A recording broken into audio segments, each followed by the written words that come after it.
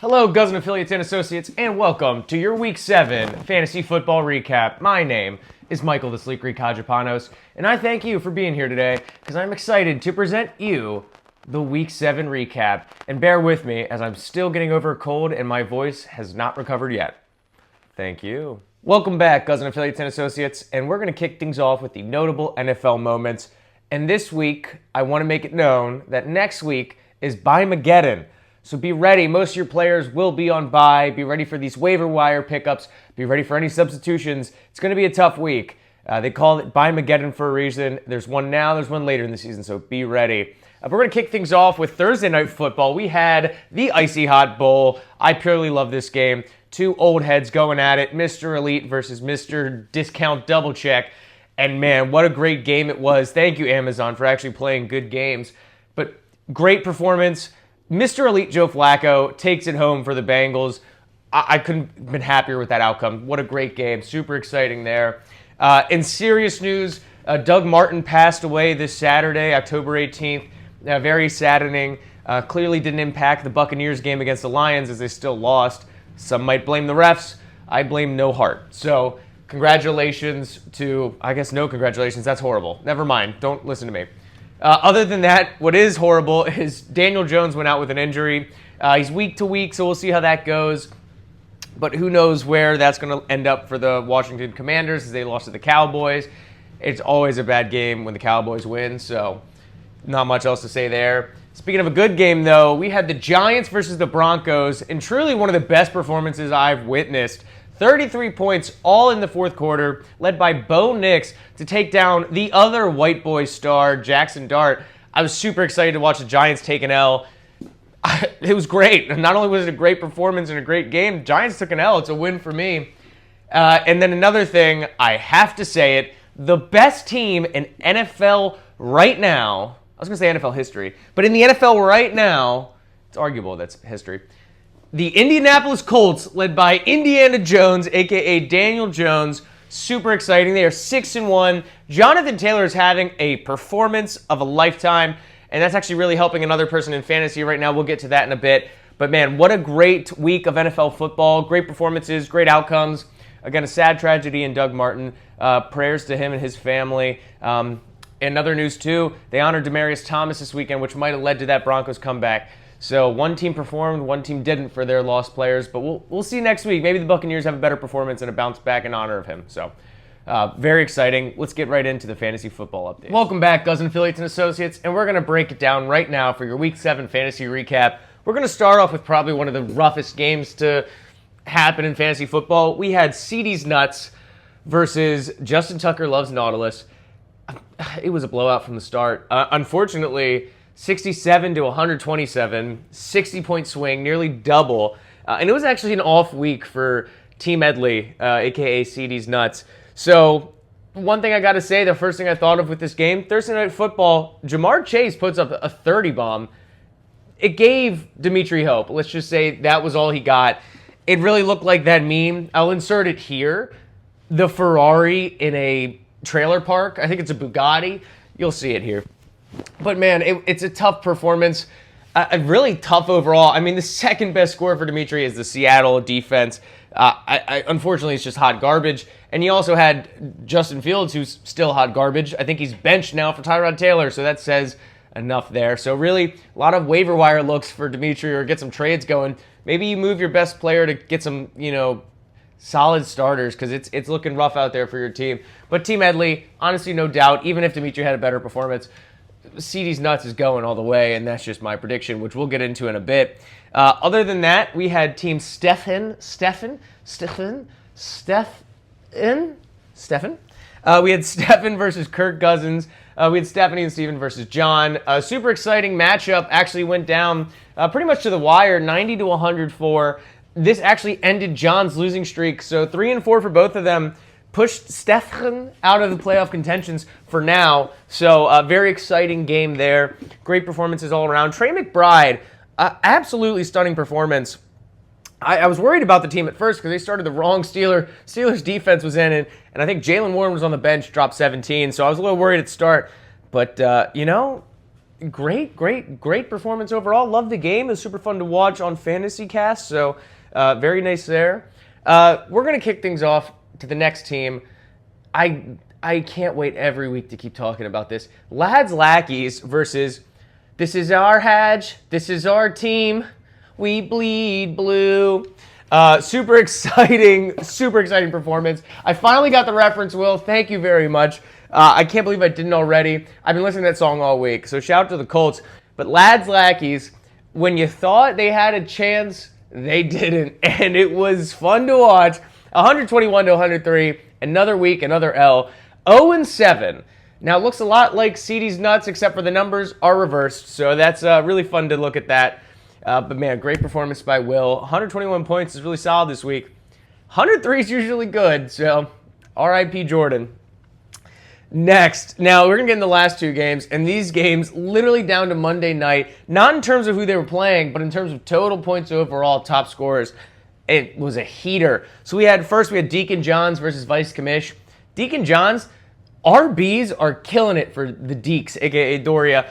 Jahmyr Gibbs and Jonathan Taylor, like I said, JT's having a stellar career year, and he's killing it. 3 TDs for them. Jahmyr Gibbs, 35 points. You thought 32 was good with Jonathan Taylor, 35 right afterwards. 158 total points. I think that is the second most points scored in the league. And then versus Vice Commish, 107 points is good, just not good enough when you're playing a GOAT like Deacon Johns. I said it, man. Be ready. Doria's coming for you. And so that was a great performance there. We're going to get into the next game. It was the G's versus Vin Ezekiel Elliott. 162 points to 92. The Vin Ezekiel Elliott's take it. We'll talk about it in the next frame. But, man, what a performance. A great win because you take down the G's, a tough team to beat. And at the same time, you put up a 5-2 record. You dropped the most points in the league with 162 points. No one scored that much. Christian McCaffrey carries your team. And you look at it, you have Christian McCaffrey, 35. Next highest scorers, Jalen Hurts with 24 and Devontae Adams with 24. Nothing crazy. The team is just that good. You're getting plus 10 in every category. I think the only person who didn't was Jerry Jeudy with like 2. And you had, I think, 10 plus, 15 plus for most players. Crazy team. That's a solid performance out of one of your players, let alone every single person starting. I mean, that's super amazing stats right there. So really excited. 162 points goes to Vince Ezekiel Elliott. And that is your top score for the week 2, but we'll talk about that in a minute. And before we get into your top score for your Guzzin Affiliates Week 7 League, I want to get into the waiver wire. And we have an interesting waiver wire this week. Things are starting to get thin. Injuries are piling up. That means a lot of starters are heading to IR. So it's important to keep an eye out on who's out there. And honestly, for those listeners, I have a secret addition at the end, which keep your ear out for because I did not add them to this list. So it's a special listeners-only edition. So for this week, a couple big notable ones. Thursday night game really showed us that the Steelers are willing to play and put up dominant points. Pat Freiermuth, if you need a tight end, he is out there. He is solid. He's hit or miss a lot of the time.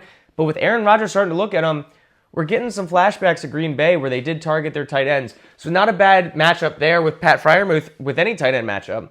But also, Aaron Rodgers, is he rejuvenated? Did that ayahuasca work?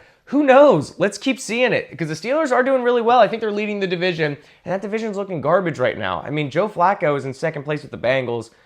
Let's see how that goes. But man, those Steelers combos could be good for who's available.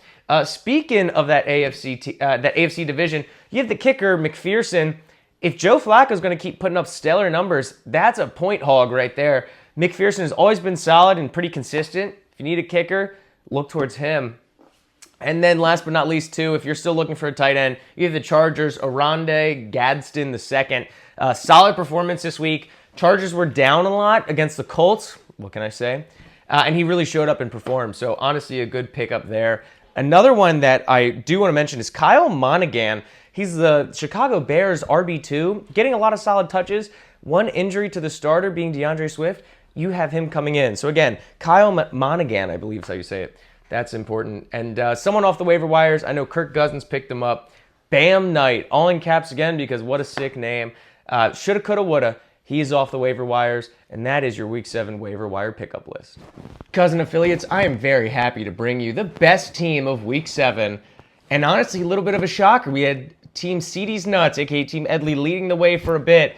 But back on top, Vin Ezekiel Elliott, Vanessa Mav. Now, congratulations, Vanessa. Honestly, a nail biter. All the way down, facing Deacon Johns.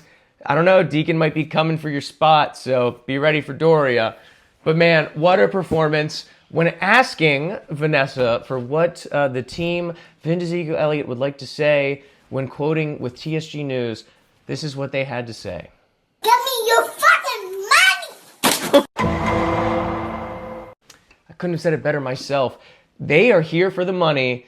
Vanessa wants it all. Not only the championship, she wants each week's $5 cash prize. So congratulations to Vin Ezekiel Elliott. Here I have pictured Mercedes Monet because she's all about that money. All right, so Mrs. 2 belts, a.k.a. 6 belts, a.k.a. 10 belts, a.k.a. I think up to 11. Vanessa's coming for it, you know? No championship yet, but she wants it all coming soon. So be ready for the league, Guzzin affiliates. Let's see what happens in Week 8 with Mageddon. Super excited to bring you that. But congratulations again to Vin Ezekiel Elliott, a.k.a. Vanessa Mavs. Now, welcome back, Guzzin affiliates, and I'm going to get to my favorite segment, which is surprisingly not in TSG News this week. It is L Watch, and if you're familiar with L Watch, you know that this means someone in the league has lost more than 5 games in a row. And who else but Lads Lackeys? Jordan, be ready to come back week after week to see L Watch in action, as we know Jordan is probably going to go winless this year, as predicted by yours truly. And honestly, seven losses to 0 wins, more impressive than anything. I mean, a couple nail biters, literally 0.1 differences, have lost games for him, and he hasn't been able to pull it off since. It's not like he's even been losing close ones consistently. There's been some blowouts too, so I don't know how he keeps doing it. Lads Lackeys, even Dimitri's team is scoring 67 points, loses every game this week, still has 3 wins at least. What's going on, Jordan? Start listening to these waiver wire reports, man. You really need it. And yeah, L Watch. The other thing taking an L right now, my voice as we go through this video. So thank you for sticking with me as I fight through this cold. And last but not least, Guzzin affiliates, I would like to bring you in TSG News. And honestly, in TSG News this week, not much. I've been sick, like I mentioned, and it's getting better slowly, so bear with me on these videos. That should be it for this week. Hopefully I get better by next. But not much for news, but I'm going to bring you something I haven't done yet. This is the mid-season predictions for the end of the year, and I have 3 categories to start with. We're going to start off with the underdog category. Now, this one is the team that I think has the most potential to finish out the season strong, someone who might have started off a little slow, ramping things up right now. And my underdog for this season is none other than the Deacon Johns, Doria. So Doria wins for me the underdog award for the mid-season awards. And truly, 3 and 4, like I've said so many times, if you watch these videos, you know, it doesn't show the strength of that team. Second most in total points this week. Highest score in the league, if not for Vanessa. But man, I think this team's got a lot of potential going far. A lot of solid players only picking up the pace. So super excited for them. The underdogs, I see them stealing a playoff spot and even maybe stealing the whole thing. So keep an eye out for that. My second category we're going to break into is the champion in the making. I have the champ here, Hulk Hogan, rest in peace. Rest in hell, actually. I don't give a shit about him. But King of the Ring here, the king of the tournament. We're going to see who wins it all. This is my prediction.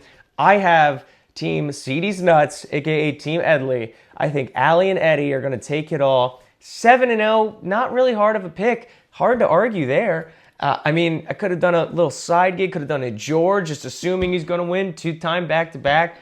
Nah, this one's going to Team Edley, man. I don't see anyone stopping him. Even 127 points in a playoff format, you got 2 weeks back-to-back. That stacks up. That's a dub. So really excited to see how this season goes. Honestly, if someone could prove me wrong, shock me, man, because Team Edley's on a roll, and I don't see them stopping anytime soon. And last but not least, I have the team that I think is on a slippery slope. It's a team that might be doing well, but I can see them falling off really quickly. And I think this one might shock a lot of people. I'm going with Vin Ezekiel Elliott, a.k.a. Vanessa Mav. Yes, I did just talk about Vanessa being the top scorer. It's going to shock you. I genuinely think the top scorer is kind of their hit or miss option.